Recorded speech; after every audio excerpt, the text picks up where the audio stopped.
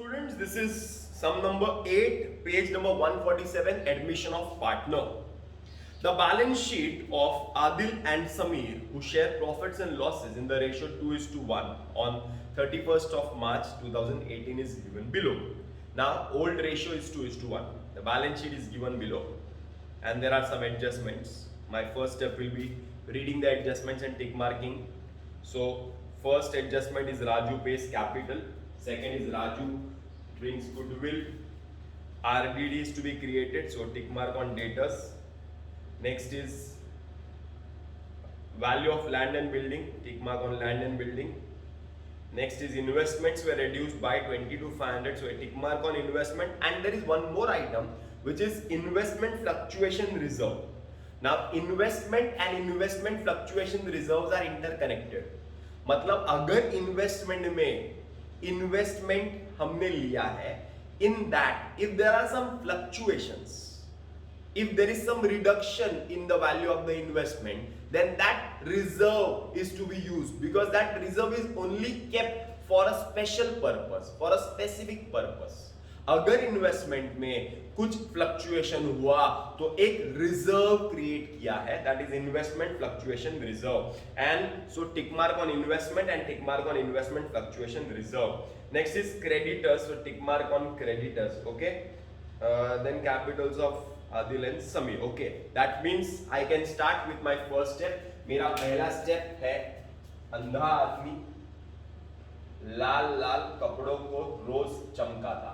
Asset, asset, चलो. Land and building, asset. How much?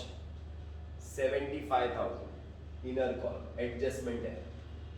Investment, asset, how much? 1,08,000. Adjustment है. Debtors asset how much?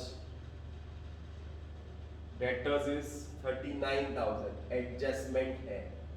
Next is goodwill. Goodwill is an asset.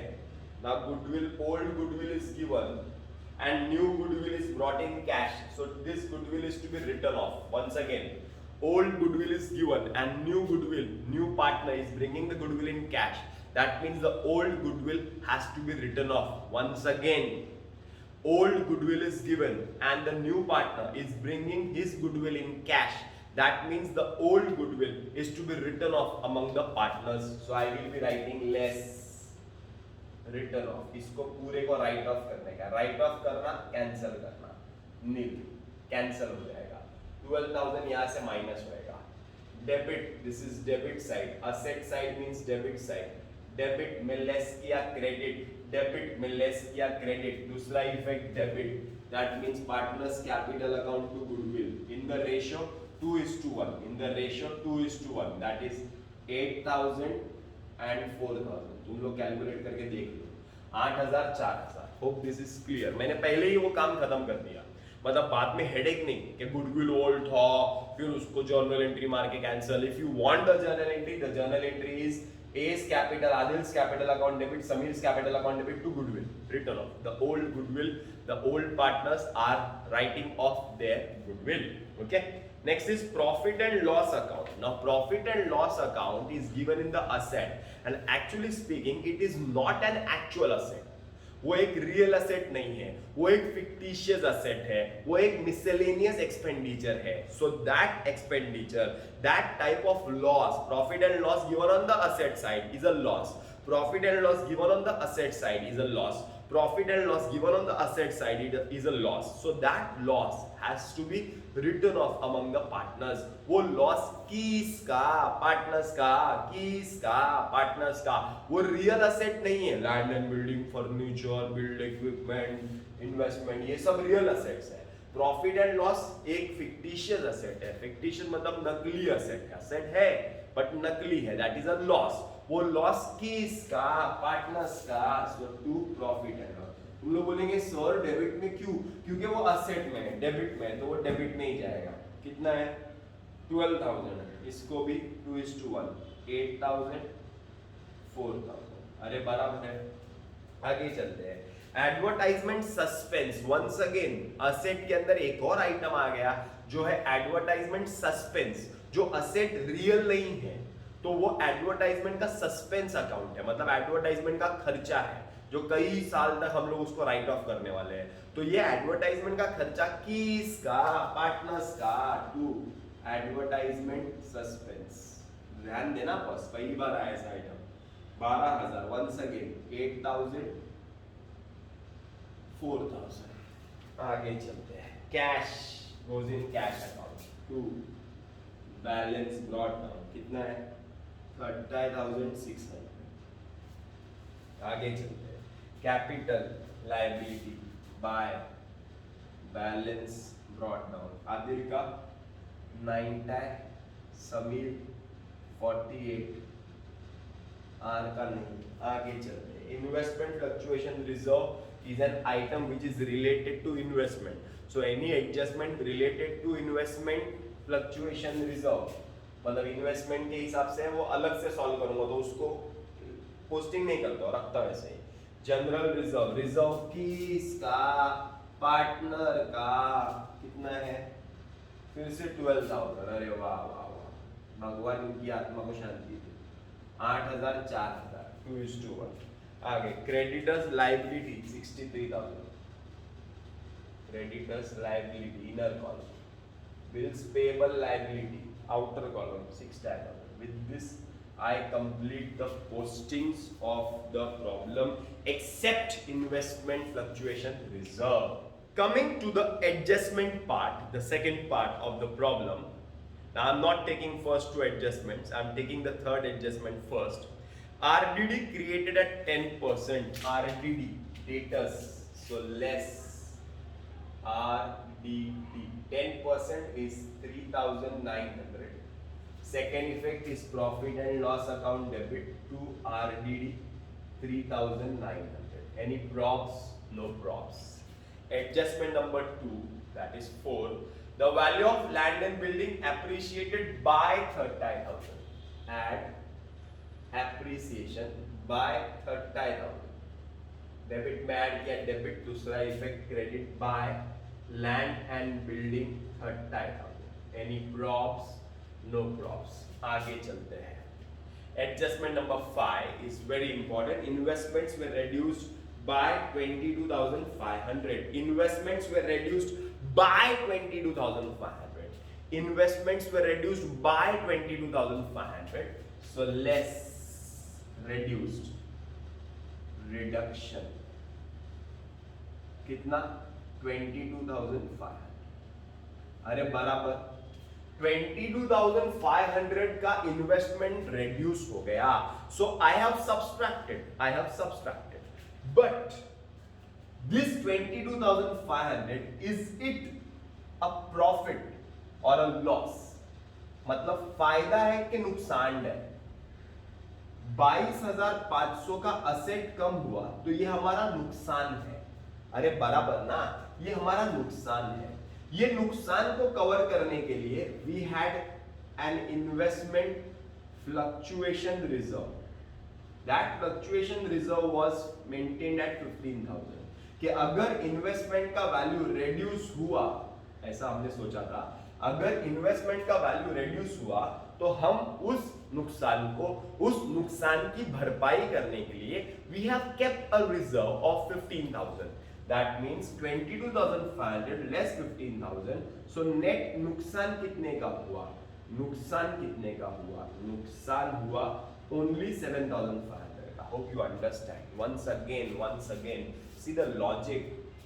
The logic behind investment fluctuation reserve is, if there is a reduction, if there is a fall in the value of the investment, then that reduction is to be covered from that reserve. 22,500 का हमारा investment कम हुआ तो हमारा 22,500 का नुकसान हो रहा था. तो मैं यहाँ पे लिखने जा रहा था टू इन्वेस्टमेंट्स पे नुकसान लिखने जा रहा था, और वो नुकसान लिखने जा रहा था 22,500. बराबर ना? बट पूरा का पूरा नुकसान, पूरा का पूरा loss I will not book. I will book only 7,500 as loss, because 22,500 में से 15,000 I have utilized from the reserve. That means the loss to be shown in profit and loss account is only 7,500. Hope you all have understood, and very important. For the future also it is very important. Investment fluctuation reserve याद रखना future में भी. In the, I think in the year SY, second year of your graduation and third of your year of your graduation, this investment fluctuation reserve appears in the question. अरे समझ में आ रहा है how it is adjusted? जरा एक बार फिर से देख लो. We go further. Adjustment number is 6. Sundry creditors valued at 62,250. So 62,250 में वैल्यू हो गया. So less reduction. कितना reduction या return of कितना 750. So credit में less किया debit. दूसरा effect credit by creditors. How much? 750. यहाँ तक clear है? Okay. So we come to the first and the second adjustment. पहले first adjustment clear कर लेते. I have space here. Raju pays 30,000 as capital for 1/4 of share. Raju pays 30,000 as capital. पैसा आया cash account debit to Raju. कितना पे किया राजू ने? 30,000. 30,000. Cash account तेरे डेबिट में क्या लिखूं? वो बोलेगा मेरे पे हाथ रख दे. क्या दिख रहा है देख. तो लिखेंगे इधर to Raju's capital, that is 30,000. Raju तेरे क्रेडिट में क्या लिखूं? By cash, that is 30,000. Any probs? No props. Any props? No props. So first adjustment is clear. Raju has brought cash as capital. Capital as cash. So cash account debit to Raju. Cash account debit is 30,000. To Raju is 30,000. Cash account तेरे debit में क्या लिखूं? To Raju तेरे credit में क्या लिखूं? By cash. Clear है? मैं ये रब करता हूँ. एडजस्टमेंट नंबर 2 सॉल्व करता हूँ. Okay. Adjustment number 2. Raju pays 15,000 for goodwill. Half of the sum is to be withdrawn by Adil and Samir. Raju pays 15,000 as goodwill. Raju ने 15,000 goodwill pay किया. So entry will be cash account debit 15,000 to goodwill 15,000. Cash account तेरे debit में क्या लिखूं? goodwill 15,000. goodwill तेरे credit में क्या लिखूं? by cash 15,000. ओके. जैसा गुडविल आएगा ओल्ड पार्टनर खाएगा. जैसा गुडविल आएगा ओल्ड पार्टनर खाएगा. Goodwill account debit to Adil to Samir 15,000 in the sacrificing ratio. But in the problem new ratio is not given. That is why वही रेशियो में old ratio में 2:1 में करके देखो तुम लोग 10 और 5 आएगा. सो गुडविल अकाउंट तेरे डेबिट में क्या लिखूं? To Adil to Samir 10,000 5,000. आदिल समीर तेरे क्रेडिट में क्या लिखूं? By goodwill 10,000 5,000. अरे बराबर है. क्लियर है. Logics are clear. Now the adjustment is not over here. ये एडजस्टमेंट जो है ना, मतलब ये दो एंट्रीज जो है ना, वो सिर्फ एक ही लाइन की एंट्रीज है. वहां पे लिखा है देखो ना, एक बार फिर से क्वेश्चन देखो ना. Second adjustment, Raju page 15,000 for goodwill. Raju page 15,000 for goodwill. He page it, divides it. आएगा ओल्ड पार्टनर खाएगा. Now adjustment further says that half of the sum is to be withdrawn by Adil and Samir. Withdrawn मतलब drawing. तो Adil's capital account debit, Samir's capital account debit to cash. Half withdraw करते हैं. 5,000, 2,500, that is 7,500. आधा withdraw करते हैं. 15 का आधा ही 7,500. 5 और 2.5. तो आदिल कैपिटल में to cash 5,000, 2,500 बराबर. और कैश में credit by Adil by Sam 5,000 and 2,500. Hope this is clear. That means I have completed with first, second, third, fourth, fifth, sixth adjustment. 6 adjustments are over. Now the last one. Capitals of Adil and Samir are to be adjusted taking Raju's capital as base. Adjustment of capital to be made through cash. अगर adjustment of capital to be made through cash नहीं भी बोला रहता तो cash account से ही करने का है, अगर specify नहीं किया रहेगा तो. Now अभी फिर से एक बार, ये सम इतना ही easy था, खत्म हो गया, लेकिन सिर्फ लास्ट प्रोसीजर बाकी है क्लोजिंग का. उसमें बोला गया है जो नया पार्टनर आया है उसके हिसाब से सब पार्टनर्स का नया कैपिटल आएगा, न्यू कैपिटल आएगा. मतलब जब नया बैलेंस शीट हम बनाएंगे तो न्यू कैपिटल आएगा आदिल का, समीर का और राजू का नया कैपिटल आएगा. Taking Raju's capital as base. तो उसके लिए क्या करना पड़ेगा, वो वर्किंग नोट बनाना पड़ेगा जो मेरा मेथड है. तो मेरे मेथड के वर्किंग नोट के लिए मैं वीडियो को वहां पे लेके जाता हूँ. आराम से वो वर्किंग देखो, कॉपी करो, जैसा मेरा मेथड है वैसे ही करो. गवर्नमेंट टेक्स्ट बुक के हिसाब से जाएंगे, थोड़ा सा कंफ्यूजन में पड़ जाएंगे. अरे बराबर है, तो वहां पे चलते हैं. चलो वर्किंग नोट देखते हैं. Calculation of new profit sharing ratio and new Capitals. Okay, चलो. Already I have taught you the procedure, but once again let us try to understand the exact procedure. First of all, who is the new partner? Raju. Raju का share कितने share के लिए आया है? 1/4. तो क्या निकालेंगे? बैलेंस कितना आएगा? बैलेंस 5/4. ओहो सॉरी, 3/4. 4 में से एक हिस्सा, 4 में से एक हिस्सा राजू का, तो बैलेंस बाकी के पार्टनर्स का 3 हिस्सा, 3/4. नाउ आदिल, समीर, राजू. आदिल का रेशियो 2:1 था, मतलब 2/3. समीर का भी 1/3. 2:1 था ना, तो 2/3, 1/3 into balance, that is 3/4. 3/4. Answer 2 3s are 6, 4 3s are 12, 3 1s are 3, 4 3s are 12, and Raju का already ratio 1/4 है. To make the denominator 12, multiply by 3, so you will get 3/12. That means new ratio will be 6:3:3. 3 2s are 3 1s are 3 1s are 2:1:1 is the new ratio. 2:1:1 is the new ratio. Now how to get the new capitals, or what is the method? See, the method is new profit sharing ratio 2:1:1 2:1:1. ऐसा कर दो, ऐसा कर दो. इधर लिख दो आदिल, अच्छे से बनाना, Sameer, Raju, Raju 2:1:1. So new capitals, new capitals कैसे आएगा? राजू का कितना है, राजू ने कितना लाया, नया कैपिटल बेस लेना है. राजू ने 30,000 लाया है, तो ये सब इजी है, क्रॉस मल्टीप्लाई करने की भी जरूरत नहीं पड़ेगी. कैसे? राजू ने एक शेयर के लिए 30,000 लाया है, 1 के लिए 30,000 लाया है, तो 1 के लिए कितना? 30,000. क्यों क्रॉस मल्टीप्लाई करना? 1 के लिए 30, तो 1 के लिए 30 बराबर. अब 1 के लिए 30, तो 2 के लिए कितना?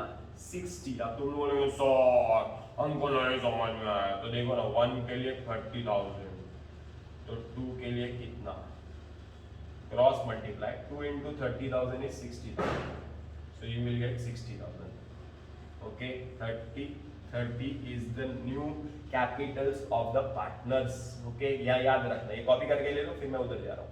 So we got the new capitals 60, 30, 30. See where I write this. See where I write these adjustment. See, I got this new capital 60, 30, 30. That is 1,20,000. Credit liability है ना, तो credit, तो debit is here. Here I will write, बराबर से देखो मैं क्या लिखता हूँ, very important ना, closing is very important. Here I will write to balance carried down 60 30 30 अरे बराबर क्लियर है. Now we will do the closing. अरे समझ में आ रहा है क्या? अब भी क्लोजिंग करेंगे क्योंकि अब भी सम खत्म हुआ है. पहले सम नहीं खत्म हुआ था. क्लियर है? चल now let us start with the first account. First account is your profit and loss adjustment account. Credit side is more 30,750. You have to subtract 10,000. You will get 20,750. 20,750 minus 1,400, that is 053. 19,350. 19,350 किसका? Partners का, आदिल और समीर का. In the ratio 2:1. So 19,350 into 2 divided by 3.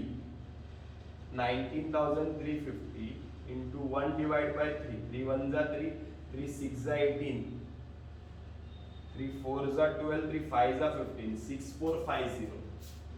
6450 and 12,900.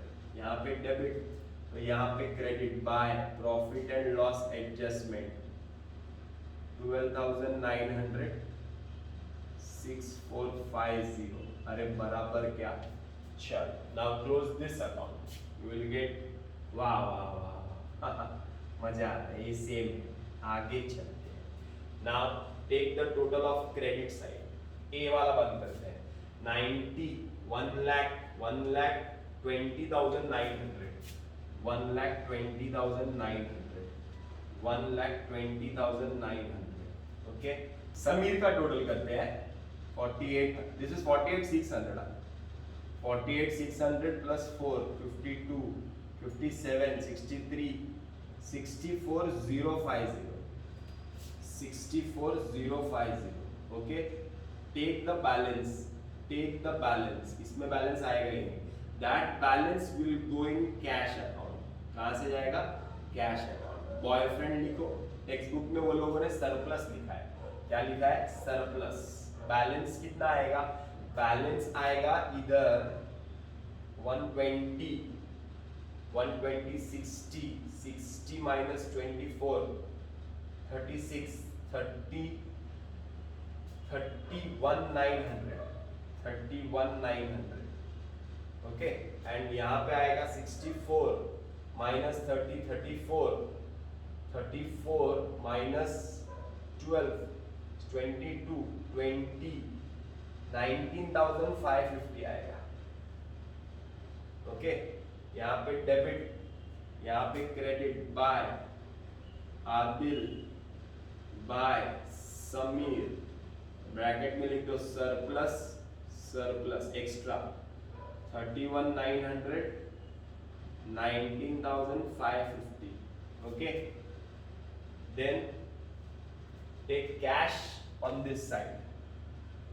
Take cash on this side. तो cash के लिए this is 30 40 50 57. यहाँ पे ज्यादा है 60 75 600. ओके ना. 60 75 600 75 600 माइनस करो. 75 600 minus 75 600 minus 31 40 50 25 600. 25 minus 5 20 600. 20 minus 18 600. 18 600 minus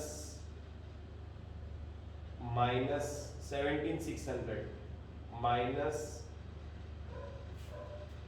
17 600 minus 950 is 0 5 5 6 16,650 कुछ आता है. एक बार चेक कर लो. By balance write it down.